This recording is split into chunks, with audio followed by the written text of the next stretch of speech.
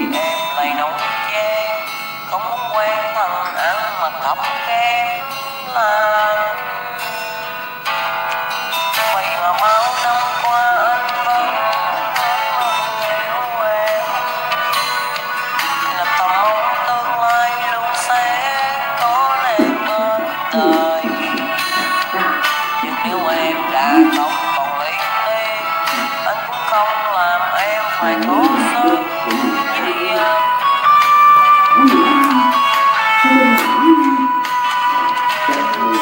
Người đàn tóc nhớ đi vì gió anh nghe dòng đẹp trai cao sang nên nhắn em không cam lòng.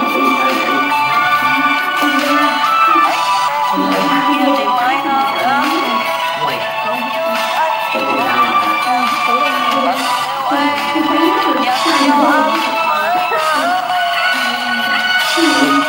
Đành phải thôi nhưng bây giờ anh không được vì anh yêu em nên cho mấy bao sai lầm. Không như vậy rồi không sai trong tâm hồn và anh mong tôi hạnh phúc mà.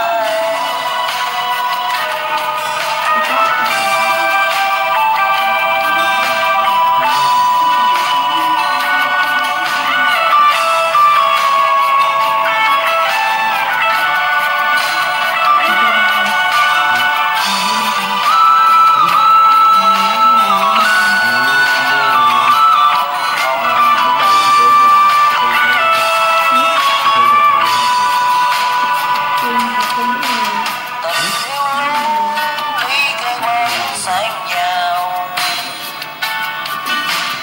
nhiều lắm chứ ôm niềm đau.